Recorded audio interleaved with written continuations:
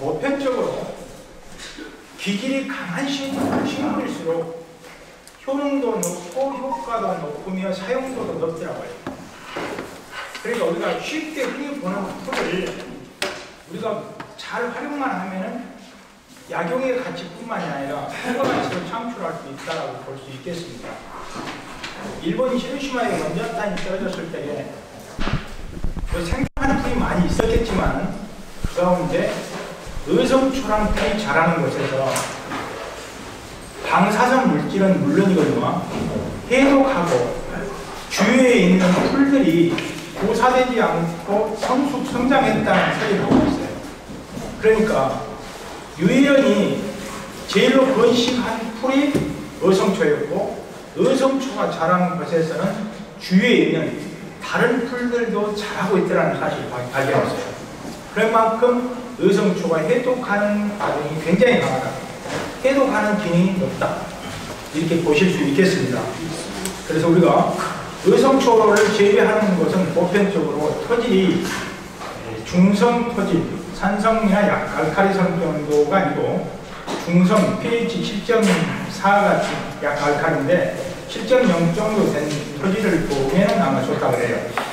근데 우리가 이것은 습지식물처럼 자라게 보이지만은 실제로 건조하고 메마른 땅에서 잘 자란다고 나와 있습니다.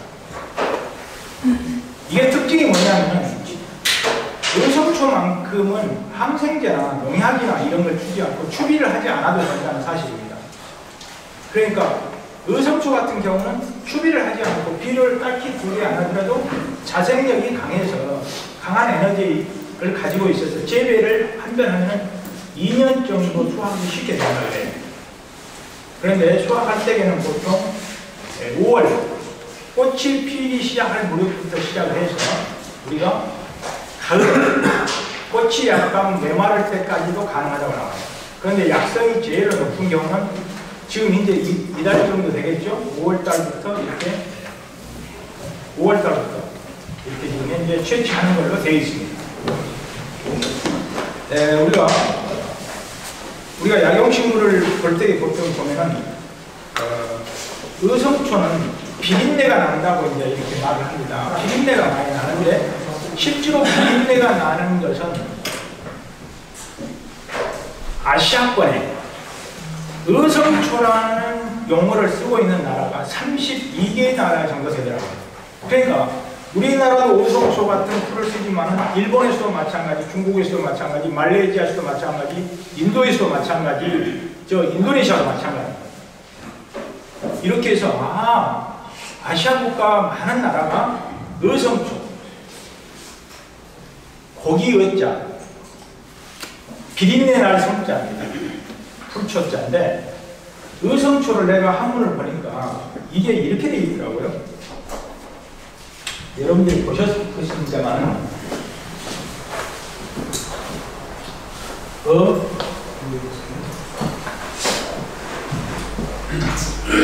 이 의성초인데 이 성자를 놓고 보면은 성자가 어떻게 생겼냐면 이게 달월이에요.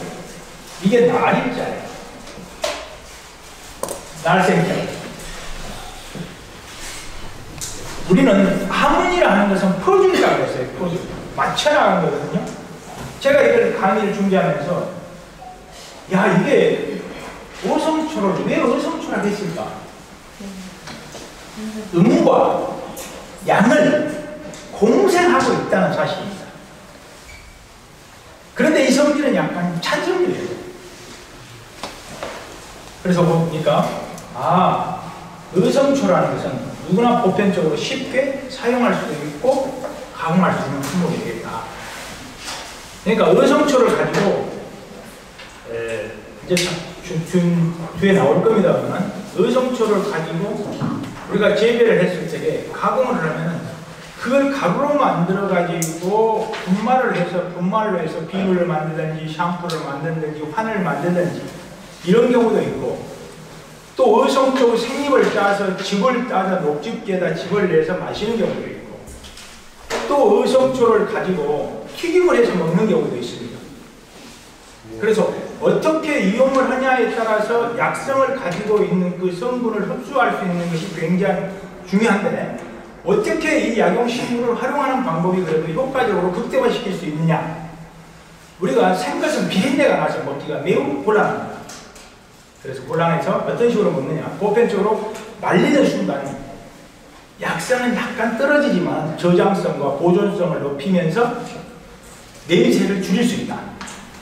그래서 냄새를 줄이면 응용하기가 쉽겠죠. 그래서 우리가 섭취해가 용이하고, 그러면은 시중에서 지금 현재 어성초를 가지고 많은 시제품이 나와 있어요. 시제품이 나와 있어요.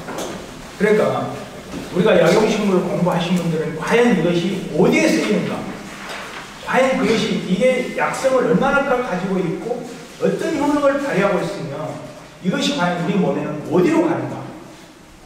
그러니까 대표적으로 이것은 약간 성질은 쓰고 차고 그 다음에 폐경으로 들어갑니다. 간경으로도 가고 대장경으로도 가고 방광경으로도 갑니다. 그러니까 이것이 염증을 제거시켜주는 것 뿐만이 아니고 소변을 잘 나오기도 하고, 이게 청열 해독 작용을 하다 보니까 피부를 막기도 하고, 여드름 치료에도 쓰고, 아토피에도 쓰고, 방광염에도 쓰고, 소변이 잘 안 나오는데도 쓰고, 이렇게 해서 쓰임새가 이런 데로 쓰이고 있구나. 청열, 열을 내려준다는 거죠. 열을 내려주는데 그 열이라는 게 뭐냐. 몸에는 탁한 기운이 있으면 그 탁한 기운에 의해서 발생할 수 있는 것을 배출시키지 못하면 독이 쌓이게 되어 있어요.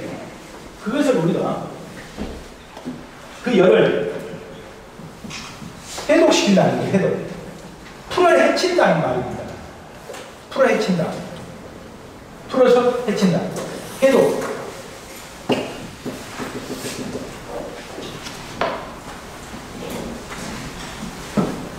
우리가 청열 해독시키는 이 작용을 가지고 있어요. 그 다음에 배농 소종시킨다. 배농.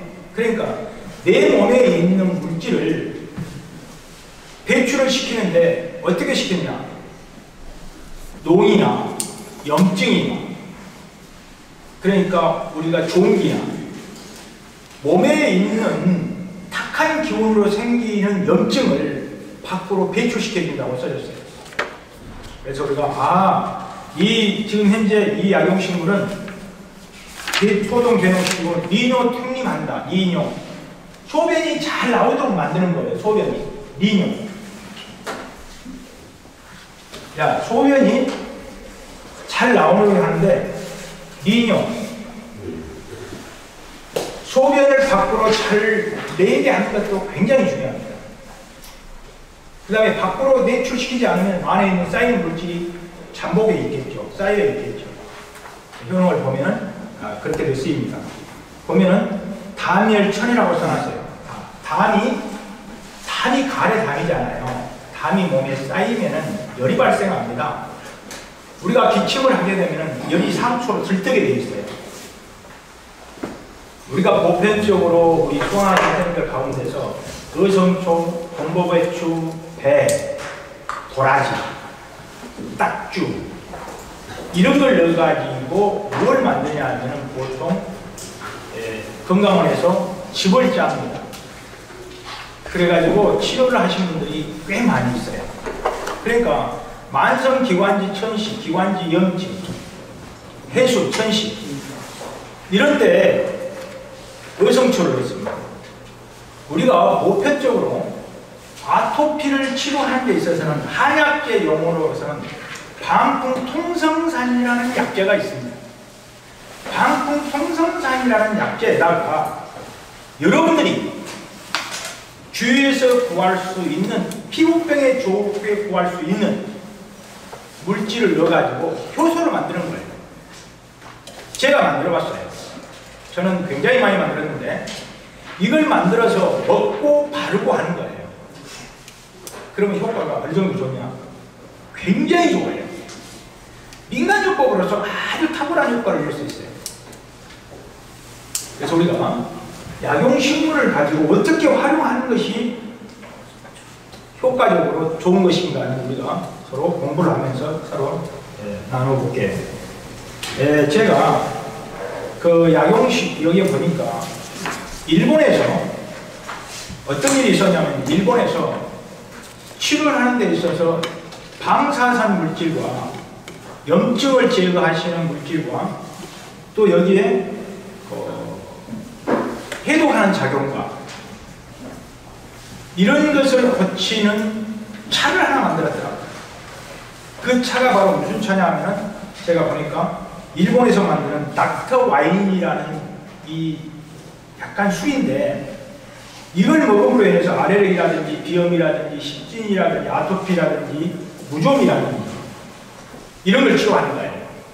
만드는 법은 너무 간단해요. 제가 여러분한테 알려드릴게요. 우리가 의성초를 생오성초를 채취를 해서 그걸 믹서기에다 갑니다. 그래서 믹서기에서 그 즙을 받아가지고 그 즙에다가 꿀을 넣습니다. 그러니까 즙을 80%에다가 80%라면 꿀이 20%. 이렇게 그러니까 즙액을 사가지고 꿀을 넣어서 그러니까 즙으로 짠 물이죠 이제 여기다가 이걸 넣어서 하루에 한 번씩 한 달 정도 흔들어주면은 1년 정도 지나면 알코올이 형성이 되는데 이 알코올이 몇 프로 술이 되냐면 8%짜리 술이 됩니다. 8% 술이 되는 거예요. 그러면은 여기에 있는 8%의 술에서 발생하는 알칼리성은 몇 프로냐? 56% 알칼리성이야. 알칼리성. 우리 몸은 pH 산도가 약 알칼리입니다. 그러니까 우리 몸에 우리가 혈액 검사를 하면은 pH가 7.4입니다. 그러니까 여러분들이 소변을 검사를 병원에서 하면은 보통 6.5, 7.0, 6.5 이상 가진 사람 드뭅니다. 산성으로 나와요, 보편적으로. 그래서 이것을 약 알칼리가 된다. 그러면 이걸 먹음으로 인해서 이걸 어떻게 먹느냐? 이거 이제 한 1년 있다가 술을 타서 그냥 이렇게 마셔도 물에다 타서 마셔도 되고 그냥 마셔도 되고 물에다 1:1 정도나 해서 먹기 좋은 방법으로 꿀이니까 그래서 먹으면 우리가 방금 말씀드린 아토피라든지 무좀이라든지 알레르기라든지 피부염이라든지 비염이라든지 이런 데 효과가 아주 강한데 일본에서 이것이 대표적으로 농약, 중금속, 방사선 물질을 제거시킨다는 사실을 알았어요. 그래서 일본에서는 많이 이걸 활용하고 있답니다. 그래서 여러분들도 혹시 기회가 나시면 참고해 보세요.